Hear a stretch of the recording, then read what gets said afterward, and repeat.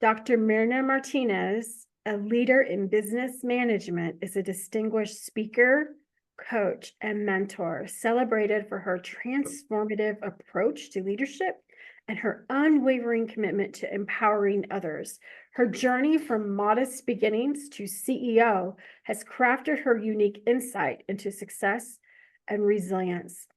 Dr. Mirna, it is my blessing to welcome you to the BRI Talks stage. Oh, thank you so much. You're gonna make me cry. Okay, I'm so sorry, guys. Thank you for introducing me that way.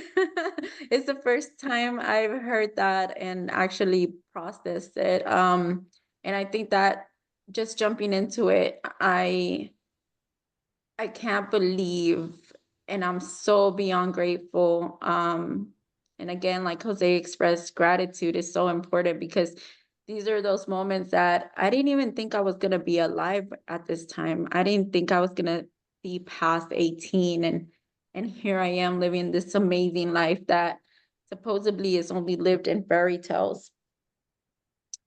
Um, I've been told my whole life that I was useless, I was worthless, I was never going to do anything in life. I might as well just die. I was told repeatedly that there wasn't nothing good within me, within my body, within my soul, within my thinking.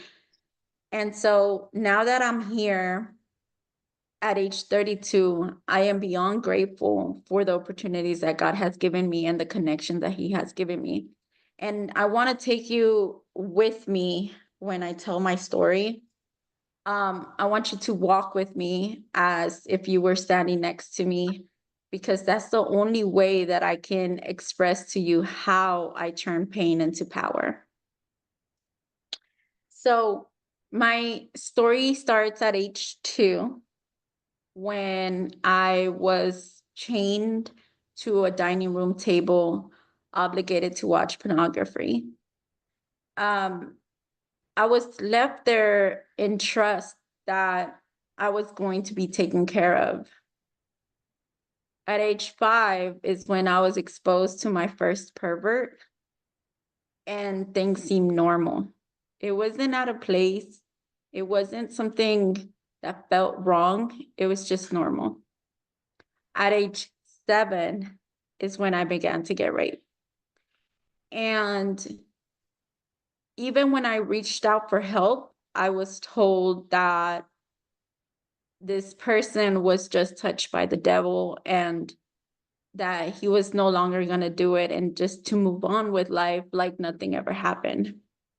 So I learned to set things in and just leave them at that, like just push them down, don't deal with them, don't feel. And I think at that moment is when I began to suppress my feelings and emotions, and that's where that brick wall started going up.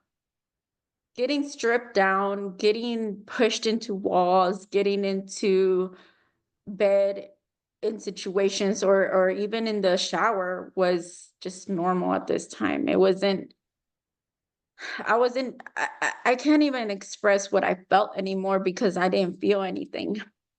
At age 10, I was so excited that I felt protected by someone else that told me that they actually loved me and that they valued me and that they were going to get me away from harm, right? From this other person that had been violating me since age 7. When that happened, I didn't realize that this person that was stepping into my life was my brother. I didn't realize that my family was not going to step in for me. They were not going to attempt to save me. They were just going to allow this to happen. And I ended up getting pregnant at 11. And that was the most traumatizing part of my life, I will say, because once I had my son, he was taken away from me. And I was placed in foster care. I was arrested in school. I was in 6th grade. going through all these things, and my family is they have a whole history of drugs, gang affiliations, all these things. And it was all these things that were put onto me that, hey, did you know that your family did this? Did you know that they were involved with that? So being pregnant, obviously I had a lot of stress on me at 11. So I had my son at 6 months and he was 2.1 pounds. And then when he was born, he was taken away from me. I was placed in foster care. And then I was on the verge of a psychopath because I didn't care anymore. I didn't care if I saw somebody dying. I could literally get in fights and I would just see red. I would just want to, like, I just didn't have emotions at all at this point. And the one thing that I felt love for was just ripped away from me. So I was very, very suicidal. I was very depressed. I was literally walking in darkness. And when I was placed in foster care, all they would give me was medication. So most of my life, I was in zombie mode, which I didn't realize that it just kept putting layers and layers of it. The best way I can explain it is just wrapping these emotions in bubble wrap to the Mm. point that you couldn't even see what was what. Like I didn't know what happiness was. I didn't know what angerness was. I didn't know what anger was. I didn't know any of these things. I just knew that I had to live another day and I need to figure out how to survive another day. Well, let's take a twist in life because the system then failed me and they returned me back to my home. They decided that the best thing for me was to get me out of foster care and put me back to the home where I was raped, where I got pregnant with the same people that allowed me to live with my brother as his wife at 12 years old. Um, and so then when I went back home, I had to decide, did I want to continue getting raped, getting shoved into walls, getting stripped down, or was I gonna take another decision, which was head to the streets?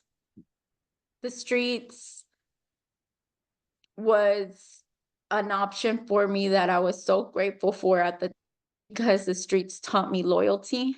They taught me love. They taught me respect. They taught me the real girl code. And they taught me things that I never thought I was ever going to receive. They would take me to school. They would take me, to get clothes. And although at 13, I was working at a bar and not only hustling drugs, but I was also hustling females, I felt safe. I felt safe because nobody was grabbing me, nobody was attacking me. And the fights that I did have at 13, 14, I set the control. Like I was gonna set what the outcome was. And um, it was just better, better than being home. It was better than being just taking the innocence away, I can say. So at 14, I actually got with someone else that I was encouraged by my family because although I was 14, 11, I was not a child. To my family, I was not a child. I was already a woman. So I was always encouraged to live with this older men. Um, and so this guy was 10 years older than me. I was 14 years old and we got together and I didn't know that I was walking into an abusive relationship mentally, physically, financially. And at 14, I got pregnant. 15, I'm homeless with a 1-year-old because he ends up selling everything that belongs to us and takes it to, takes the money with him to Honduras, and I'm left with nothing. So here I am trying to figure out life, going to school with a 1-year-old, and my mom's giving me that this is my fault, that this is why, like, everything that is happening to me is because of me. And then to top it off, at 16, my own principal encourages me to drop out because at this point, I'm a Latina statistic that is not going to do anything in life. I'm already a teenage mom. I'm already, a drug addict. I'm already in gangs. So what's the point of me even staying there and taking up room from this school, right? So, mind you, these are emotions that I'm just pushing down. I'm just holding them in, and I'm just getting angrier and angrier at the world. Like, I do not see no reason why to survive. Like, there's just no point of me waking up the next day.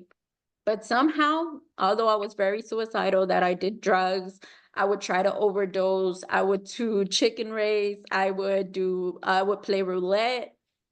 It would never work out for me. I could never accomplish my goal of killing myself. So at 17, I started getting in fights to the point that I started getting arrested for them. By 18, I was in and out of jail. And then around that time is when I met my husband, and my husband's kind of the reason why I'm still here. I would say he showed me a different way of life. And I was not a nice person. I was not willing to see that life. I didn't want to see it. I was happy in the hood. I was happy in the streets. I was happy with my homegirls, um, because that was what was normal to me and that was what was good. But he kept talking about there was more to life. And he took me out of the single mother role. And at that time, I went back to high school, and I did all 4 years of high school in one and graduated. And oh my God, although I didn't have my family there to see me walk the stage, my mom, my sisters, all of that, I did have my husband and I did have my daughter. And that feeling was so fulfilling. Like it was like a crack happened to that wall that had been layered up with cement over and over. I finally felt something, and it felt so good. It was that pain of someone telling me that I wasn't able to do it and actually accomplishing it in a way that many people can't, they won't. And once I found out that, hey, I have a badass side to me, what else can I do? Me and my husband, while everybody else was partying, me and him worked. We worked really, really hard and dedicated ourselves to get out of the streets. And I learned so much from going through like different neighborhoods, from going through different situations and seeing how he got out of them and seeing him problem solving and seeing that there was always a solution for everything. There was never a complaint, there was never giving up, there was never um a moment of him saying, you know what, this is too hard, I'm just gonna kill myself. Like that was not him whatsoever. And no matter how hard things, he just kept going. And I started feeding off of that. 9 years later, I found out about what God has to do in our lives. What happens when you finally allow him in? I was 29 in my home, and my family was in the living room, and I just didn't understand why I was still waking up. Yes, I had my husband, yes, I had my daughters, and yes, I had, a good job and things like that, but there wasn't nothing that I really wanted to wake up for. And everybody kept saying, "Well, you're so successful, you're this, you're that." And to me it wasn't. But my notary license came in. I got approved by the state. It came in my birthday, and I turned 29. And I was actually attempting to commit suicide. And that approval came in, and I've been trying to get that for years. And now I had it, and I was just so tired. And I said, God, you take it from here. I'm gonna let you do what you do. Me and my husband always talked about seeing happy Christians. Christians are always happy. It seems like they have no worries in the world.